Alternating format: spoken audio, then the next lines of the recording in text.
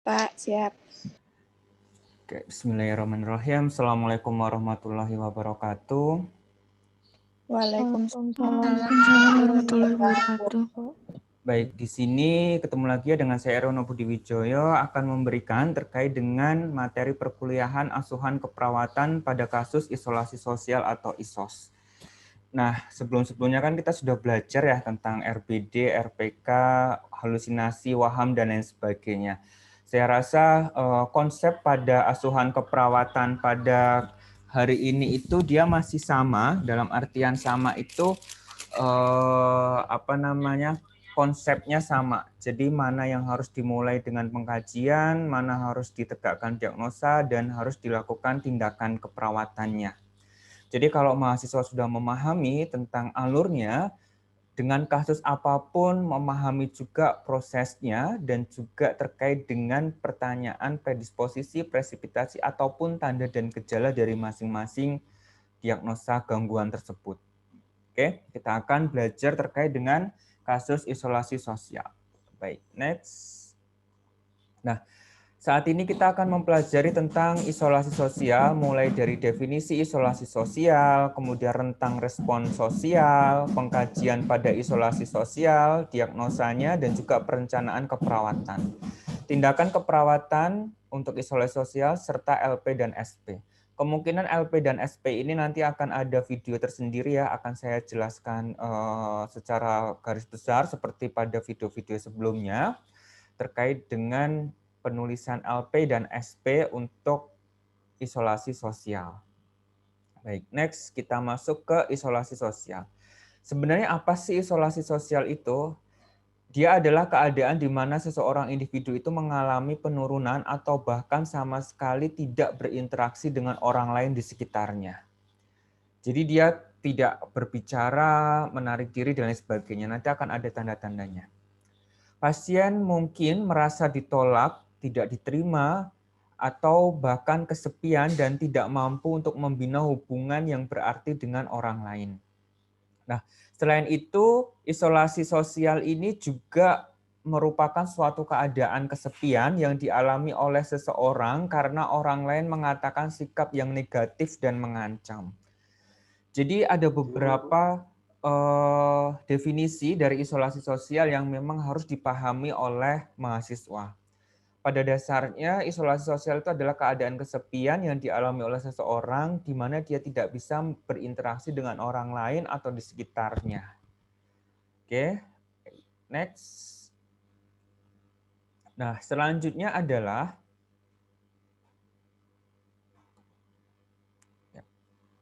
Oke, sebentar ya, ini tidak bisa lanjut. Nah, ya. Isolasi sosial adalah atau seringkali dialami oleh orang-orang yang dia itu mengalami gangguan atau hambatan komunikasi verbal, baik itu penurunan, perlambatan, atau ketiadaan kemampuan untuk menerima atau memproses pesan atau stimulus yang diterima dan tidak mampu memberikan respon yang sesuai karena kerusakan sistem di otaknya. Jadi bisa jadi orang-orang yang mengalami isolasi sosial itu dia mengalami penurunan dalam berkomunikasi, dia tidak bisa merespons stimulus dari luar, dan dia bisa jadi ada kerusakan di sistem otaknya, bisa jadi karena trauma, kepalanya terbentur, atau mungkin hal-hal lain yang nanti akan kita bahas pada predisposisi dan presipitasinya.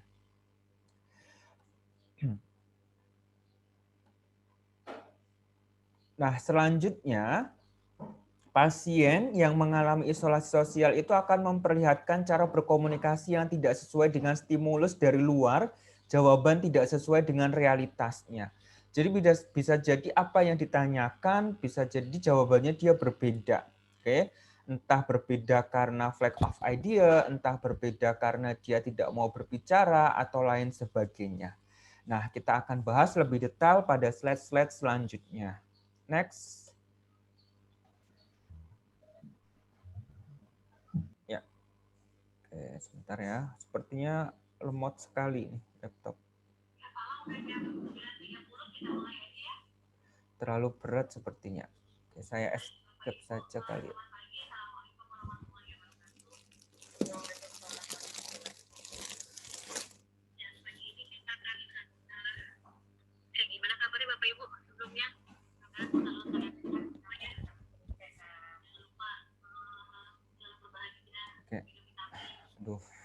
Next. Oh ya. Ini adalah rentang respons sosial di mana dia ada adaptif, ada maladaptif ya. Dia ada menyendiri, adaptif itu yang dia menyendiri ya, otonomi, kebersamaan, saling ketergantungan. Kemudian maladaptif itu yang sebelah kanan, dia ada manipulasi, impulsif, dan juga narsisme. Oke. Oke, baik sebelumnya selain ada suara saya, ada suara dari luar masuk enggak ya?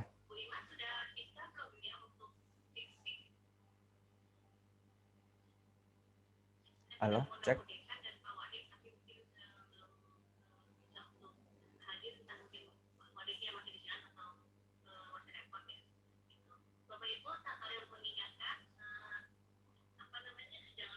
Ada Pak, sedikit. Tapi jelas nggak suara dari luar? Karena saya sedang mengikuti rapat. Ya Pak. Enggak ya? Enggak detail ya, apa namanya, suaranya ya. Yang paling jelas suara saya. Oke, di sini agak ini berat untuk apa namanya, mungkin karena lumayan jelas Pak. Lumayan jelas ya. Tapi enggak. Atau gini saja deh, nanti ini akan saya buatkan video ya untuk isolasi sosial. Terus, tapi saat ini pertemuan ini saya bahas secara garis besarnya saja, oke? Terus nanti pembuatan SP, LP dan SP ya, pembuatan video seperti biasanya ya, cukup jelas dan berpasangan.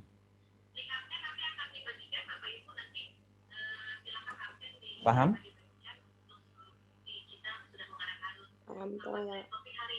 Ya. Baik. Share screen saya masih kelihatan ya? Ini sama ya? Masih Pak. Masih Pak. Baik. Ini sama ya pengkajian predisposisi presipitasi. Nanti ada biologi, psikologi dan sosiokultural. Di presipitasi juga sama. Nanti akan saya jelaskan detail di biologis tuh. Seperti ini. Kemudian ini komponen predisposisi biologisnya, ada mulai dari genetik, nutrisi, yang ini nanti akan kita tanyakan satu persatu. Kemudian ini adalah predisposisi psikologis, dia itu apa namanya, terkait dengan penjelasan psikologisnya. Oke, nanti akan saya detailkan ya di video. Ini juga pertanyaan-pertanyaan yang muncul pada predisposisi psikologis, intelijensinya, kepintarannya, moralnya, kepribadiannya, pengalaman masa lalu. Jadi seperti bullying ada nggak penolakan masa lalu, konsep diri bagaimana, konsep diri itu ada 5 ya, ini jangan sampai lupa. Oke, kemudian motivasi sembuh dan juga kontrol diri. Nah, selanjutnya adalah predisposisi sosiokultural, ini juga terkait dengan kemampuan sosial, interaksi, dan lain sebagainya. Oke. Ini sama juga, dan meliputi apa saja, meliputi pertanyaannya, usianya berapa, gendernya apa. Ini tidak perlu ditanyakan eksplisit ya, karena bisa jadi pada saat direkam medis, kalau konsep kita di rumah sakit itu sudah ada. Oke, kemudian ada nggak riwayat kegagalan peran gender? Jadi misalkan dia merasa bahwa dirinya seorang laki-laki padahal dia perempuan misalnya, atau sebaliknya dia merasa perempuan padahal dia laki-laki. Nah, ada nggak riwayat kegagalan peran gender di sana? Kemudian pendidikannya apa, pendapatannya apa, kemudian pekerjaan apa, dan status sosial, serta latar belakang budaya, agama, dan keyakinan, keikutsertaan sosial, dan peran sosial.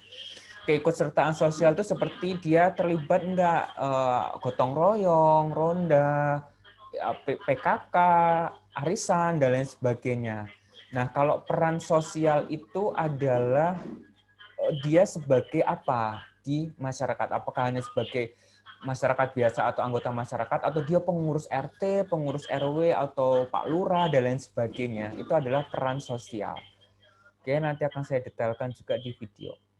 Nah, untuk faktor presipitasi itu sama dengan faktor predisposisi, tapi yang membedakan hanya durasi waktunya. Nah, ini juga harus dipahami oleh mahasiswa, jangan sampai terbalik antara predisposisi dengan presipitasi.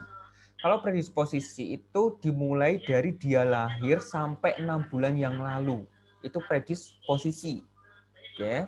Sedangkan presipitasi dia adalah saat ini, hari ini sampai dengan 6 bulan ke belakang. Oke. Nah, itu dibedakan di sana. Dan harus bisa membedakan. Oke. Karena sudah semester 5. Nah, kemudian ini adalah tanda dan gejala isolasi sosial, ada kognitif, afektif, fisiologi, perilaku, dan sosial. Kalau kemarin sudah memahami tentang video RPK dan RBD yang sudah saya upload, di sana dijelaskan bahwa pertanyaan-pertanyaan tentang tanda dan gejala isolasi itu mulai dari kognitif, apa yang difikirkan, afektif itu apa yang dirasakan, fisiologis itu terjadi nggak perubahan dalam tubuhnya, kemudian perilaku sosial. Nah, itu bagaimana di sana? Oke, jadi ada proses yang saling berhubungan satu dengan yang lainnya. Oke, jadi nanti pertanyaannya misalkan isolasi sosial nih, ibu kan merasa menyendiri nih di kamar, tidak mau berbaur dengan orang lain. Nah, apa yang ibu pikirkan dengan kondisi itu? Ya, saya tidak memikirkan apa-apa misalnya. Oke. Dari yang ibu pikirkan, kemudian dengan proses ibu menyendiri itu, bagaimana perasaan ibu? Ya, saya sedih dan lain sebagainya, tergantung jawaban dari pasien ya. Kemudian dari yang ibu menyendiri, kemudian perubahan tubuh dari ibu bagaimana? Itu fisiologinya. Ya, saya deg-degan dan lain sebagainya. Kemudian perilaku dari ibu menyendiri, ada nggak perubahan perilaku ibu? Ya, saya tidak mau ngapa-ngapain misalnya. Oke, kemudian sosial itu hubungan dengan orang lain. Bagaimana hubungan dengan orang lain? Ya, saya ya nggak kemana-mana, saya cuma di kamar. Nah, jawaban-jawaban dari pasien itu menjadi tanda dan gejala isolasi sosial, bisa kita lihat pada slide selanjutnya. Oke, nih. Duh, ini kelihatan nggak ya? Semoga nanti kelihatan kali ya. Ini ada banyak sekali ya tanda kognitif itu merasa tidak berguna sampai dengan merasa tidak apa ini? Yang terakhir ini. Kebaca nggak ya? Enggak, Pak, nggak kebaca. Nggak kebaca ya? Kurang gede, Pak. Oke, sebentar ya. Ini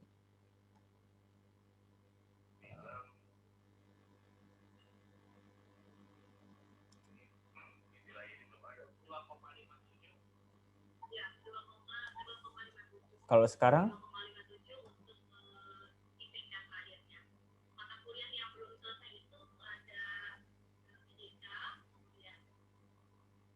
merasa tidak aman berada dekat dengan orang lain. Terlihat nggak?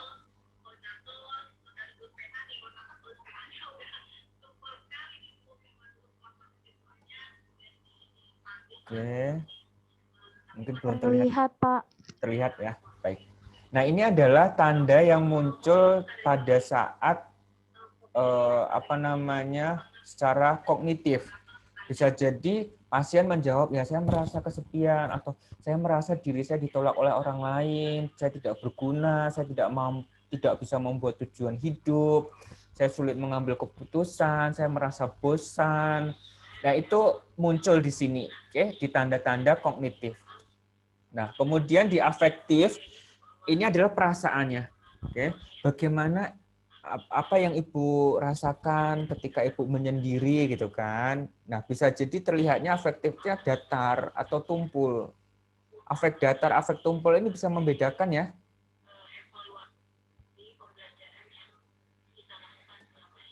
Oke, afek datar itu dia datar, tidak ada ekspresi. Ketika afek tumpul itu dia tidak mampu untuk merespon dari stimulus dari luar. Jadi dia merasa bahwa itu kurang greget untuk membuat dia tertawa misalnya. Jadi level untuk dia itu bisa merespon stimulus dari luar itu lebih tinggi daripada orang-orang normal biasanya. Seperti itu gitu. Oke. Nanti akan saya jelaskan di afek datar dan afek tumpul itu pada pengkajian gangguan jiwa. Saya rasa Bu Pami juga sudah memberikan kali ya, ada formatnya sendiri dan di sana ada penjelasannya. Oke, tapi itu lumayan agak lama juga kalau penjelasan. Nanti coba saya potong-potong saja. Oke, tapi pada dasarnya adalah afektif pada isolasi sosial itu datar dan tumpul. Nanti bisa searching sendiri juga ya untuk perbedaan antara afek datar dan afek tumpul. Nah, kemudian kalau perubahan fisiologis itu adalah wajahnya murung, sulit tidur, merasa lelah atau letih, oke, kurang bergairah. Jadi dia ada proses di mana wajahnya ditekuk, sulit tidur, merasa lelah dan letih, kurang bergairah dengan proses perubahan tubuhnya. Itu adalah tanda dan gejala yang dia mengalami isolasi sosial. Sedangkan pada perilakunya, perilakunya itu tidak ada kontak mata, tidak melakukan kegiatan sehari-hari, negativism, kurang aktivitas fisik dan verbal, lebih sering berdiam diri di kamar dan juga banyak melamun atau asik dengan pikirannya sendiri. Sampai dengan melakukan pekerjaan yang tidak tuntas. Jadi pekerjaan-pekerjaan yang dilakukannya itu tidak selesai. Oke.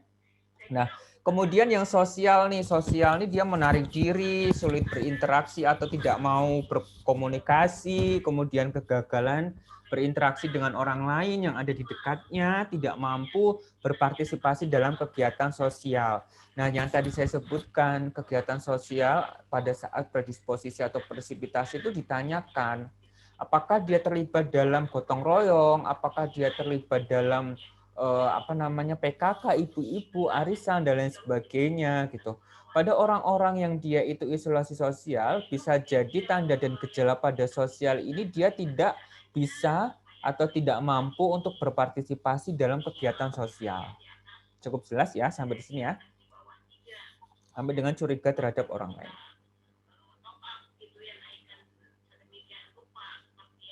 Nah, ini adalah sumber coping. Sumber coping itu merupakan pilihan-pilihan atau strategi untuk membantu menentukan apa yang dilakukan dan apa yang beresiko. Ada empat komponen. Ada personal ability, dia kemampuan diri sendiri. Positive belief, keyakinan diri sendiri untuk sehat atau untuk sembuh. Social support itu adalah dukungan dari orang lain atau caregiver yang merawat dia terkait dengan kemampuan caregiver juga dalam memahami penyakitnya dan juga material aset. Oke, material aset itu seperti BPJS atau asuransi kesehatan yang lain atau mungkin tabungan-tabungan ketika dia menghadapi sakit seperti itu. Nanti akan saya perjelas lebih detail di video ya. Saya mohon maaf sebelumnya karena saya jelaskan secara superficial saja untuk pertemuan Zoom pada pagi hari ini. Baik, selanjutnya adalah mekanisme coping. Ini juga sama, mekanisme coping itu upaya yang diarahkan untuk menyelesaikan stres yang dia alami. Bisa bersifat adaptif dan maladaptif. Nah, saya rasa mekanisme coping ini juga harus dipahami oleh mahasiswa karena ini jelas dan melekat dimanapun, di keperawatan manapun, tidak hanya di keperawatan jiwa. Oke. Adaptif itu yang membangun, seperti kalau saya stres, saya bercerita ke orang lain. Kalau saya stres, saya menonton TV. Itu adaptif. Kalau maladaptif itu adalah ketika saya stres, ya saya tidak mau makan. Ketika saya stres, saya lebih sering menyendiri, diam diri, tidak mau berinteraksi dengan orang lain. Nah, itu mekanisme coping yang dia itu maladaptif. Oke?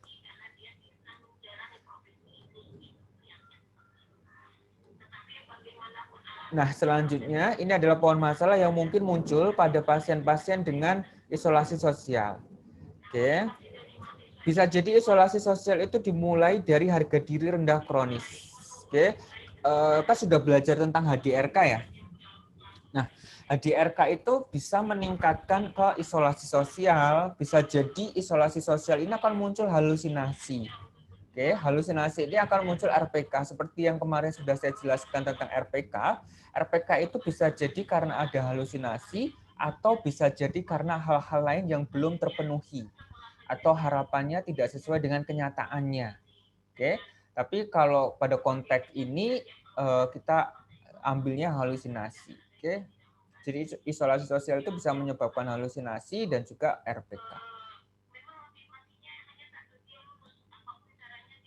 Ini contoh kasus, jadi seperti yang tadi saya sampaikan atau tipikalnya kasusnya itu disesuaikan dengan tanda dan gejala yang muncul pada pasien dari 5 tadi, mulai dari kognitif, afektif, fisiologi,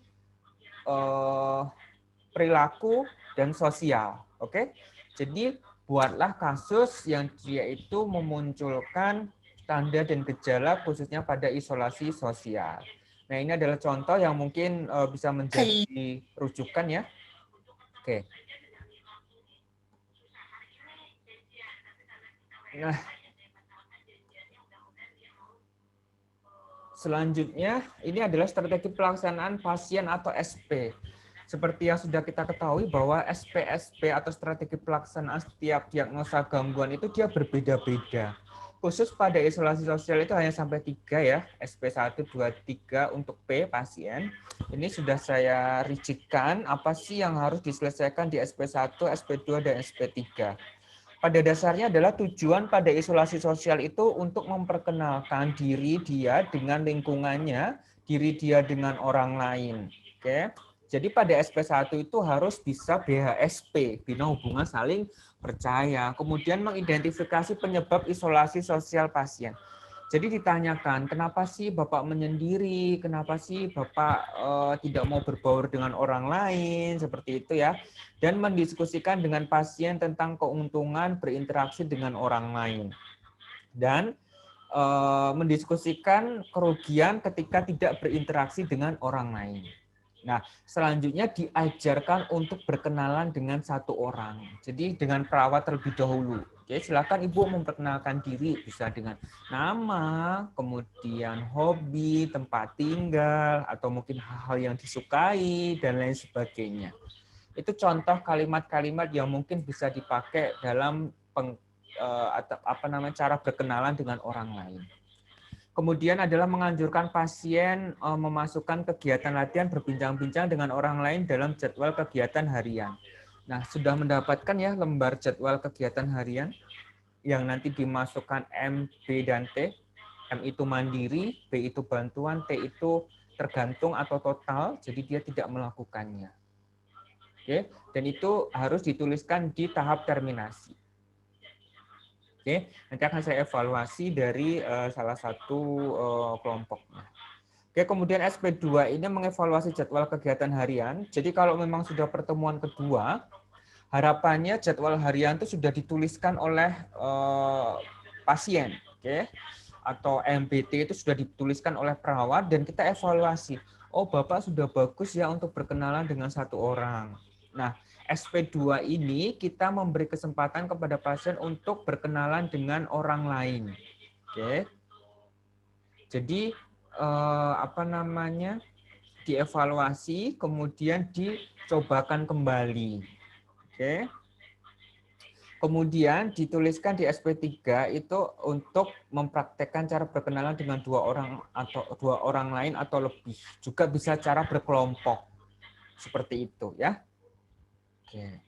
Nanti kalau memang ini ada referensi yang berbeda, Pak, kok saya mendapatkan referensi ada yang dia itu berbincang-bincang di depan, atau mungkin dia itu berkenalan dengan kelompok atau berbincang sosial. Nah, itu juga tidak masalah dimasukkan di sini dan itu nanti akan masuk di TAK juga, terapi aktivitas kelompok sosialisasi. Oke, ini untuk yang pasien, selanjutnya adalah ini untuk yang keluarga. Sama, SP1K, SP2K, SP3K, di sini juga dijelaskan bahwa pasien harus memahami terkait dengan, atau bukan pasien, keluarga harus memahami tentang perubahan-perubahan yang terjadi pada pasiennya, pada anggota keluarganya. Sehingga dia tahu bagaimana cara merawat pasien dengan isolasi sosial. Nah, ini masuk di SP1K. Oke, kemudian SP2K itu bagaimana cara dia merawat langsung keluarganya mengalami isolasi sosial. Jadi kita latih kemudian untuk mempraktekkan dan juga keluarga langsung ke sana. Oke. Kemudian SP3 membuat jadwal harian. Oke, sama jadwal harian seperti jadwal 24 jam ya dari pasien bangun sampai tidur dan keluarga juga mendampinginya. jangan lupa untuk SP1K atau lain sebagainya yang kita melibatkan keluarga itu harus keluarga di rubah mindset-nya atau ditanamkan mindset-nya untuk bisa memberikan reinforcement positif. Jadi ketika dia itu susah bangun tidur pagi misalnya, keluarga harus memberikan reinforcement positif ketika dia bangun pagi. Oh, bagus sekali ya sudah bisa bangun pagi gitu. Ketika dia melakukan aktivitas harian aktivitas di rumah seperti itu yang biasanya dia tidak mampu dan tidak mau, ketika dia mampu dan mau melakukan, berikan pujian atau keluarga disarankan untuk memberikan pujian seperti itu. Oke, cukup jelas sampai di sini? Jelas, Pak. Ya, baik. Selanjutnya adalah kelompok. Ini nanti akan diperjelas di materi TAK ya setelah UTS. Tapi perlu dipahami bahwa isolasi sosial itu TAK-nya sesuai dengan TAK stimulasi sosialisasi. Oke, ini daftar pustaka yang digunakan dan terima kasih. Ada pertanyaan sampai di sini? Saya mau tanya, terakhir ngumpulin RBD kapan? Gimana? Terakhir ngumpulin RBD jam berapa, Pak? Malam ini ya, nanti saya buatkan room-nya ya.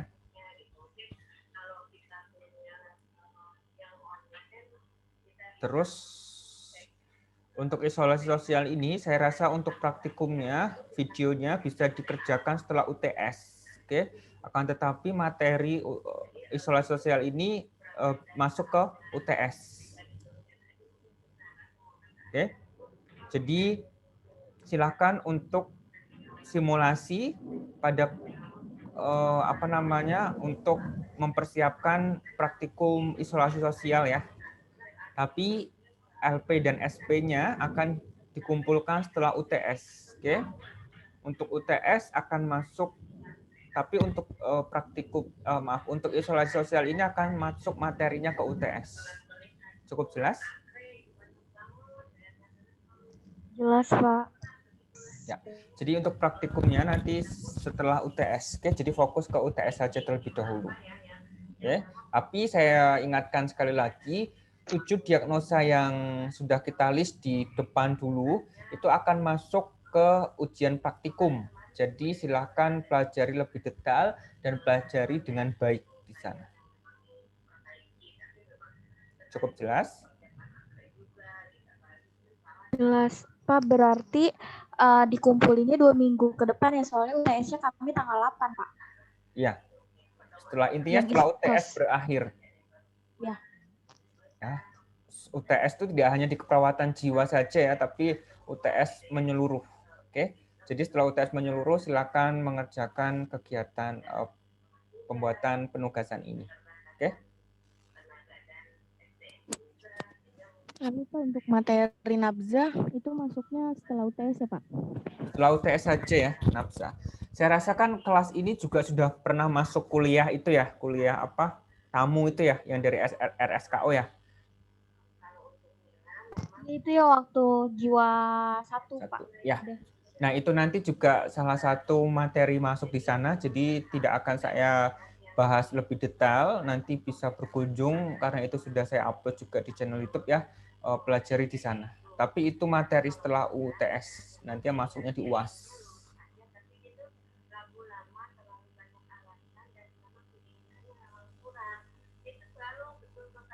Cukup jelas?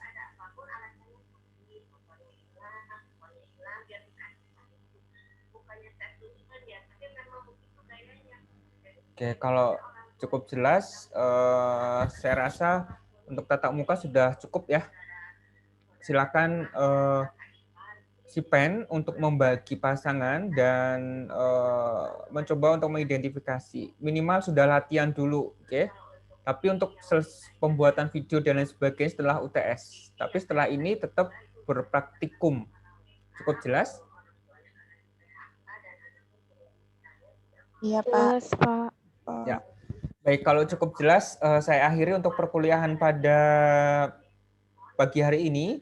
Sukses untuk semuanya. Jangan lupa menggunakan masker ya ketika di luar rumah. Oke, dan menggunakan hand sanitizer. Oh ya, kita belum ini ya, foto ya. Iya, Pak. Oke, yang pakai laptop siapa ya? Bisa dinyalakan untuk ininya ya, karena saya tidak nyambung ke web WhatsApp nih. Kalau nyambung ke web WhatsApp, semakin berat laptop ini.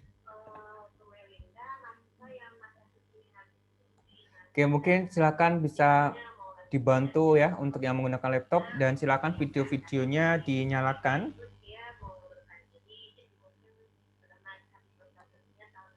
Oke, siapa yang pakai? Sarah kali ya? Sarah pakai laptop nggak? Pakai, tapi di Sarah sinyalnya jadi kameranya masih pada tertutup, sinyalnya kurang bagus kagak apa-apa, Pak. Oh, atau mungkin yang lain kali ya? Ya, siapa yang bisa bantu? Yang pakai laptop minta tolong dong. Minta tolong apa, Kak? Kurang jelas soalnya. Fotoin SS. Oh, oke. Kira SS ya. Semuanya on cam dong. Oke, yuk silakan kamera dinyalakan. Nanti tolong dikirim ke grup ya, baik Sipen atau kelas ya. Iya, Pak.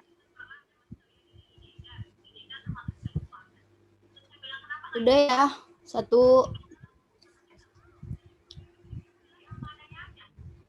Ini yang pertama dulu ya. 1, 2, 3.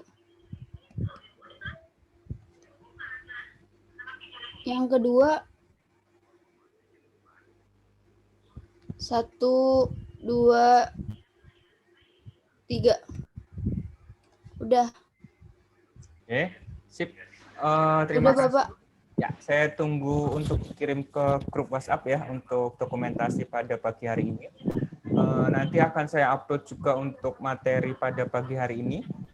Oke, kalau ada pertanyaan dan lain sebagainya bisa langsung komentar di YouTube ya atau di Google Classroom untuk nanti saya cek. Tapi kalau Google Classroom tuh notifnya kayaknya agak telat deh. Kalau di YouTube itu langsung seperti itu. Jadi kalau memang ada pertanyaan bisa langsung ditanyakan ke komentar. Cukup jelas? Bapak mau nanya, Ya, silakan. untuk setiap materi Bapak dikirim nggak Pak PPT-nya? Nanti saya kirimkan ya. Kalau memang belajarnya adalah audiovisual, silakan berkunjung ke channel YouTube, di replay kembali videonya. Tapi bagi yang belajarnya visual saja, untuk melihat saja cukup, nanti akan saya kirimkan PPT-nya. Oke? Baik, Pak. Jelas?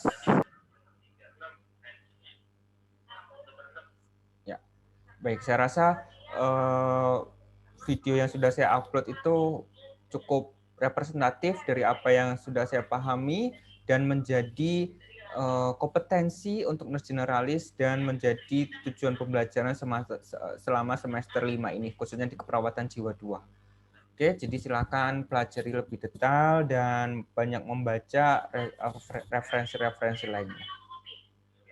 Baik, itu saja yang bisa saya sampaikan. Sukses untuk semuanya. Salam buat keluarga. Jangan lupa pakai masker, menggunakan hand sanitizer ketika keluar rumah. Dan ketika kembali ke rumah, silakan untuk mandi atau mengganti baju ketika dirasa kita habis berkerumun atau kumpul dengan teman-teman dan lain sebagainya. Jaga jarak 1-2 meter untuk menjaga diri kita dan juga orang lain. Oke, sukses untuk semuanya. Saya akhiri. Wassalamualaikum warahmatullahi wabarakatuh. Waalaikumsalam Warahmatullahi wabarakatuh. Saya end mic ya. Ya, Pak.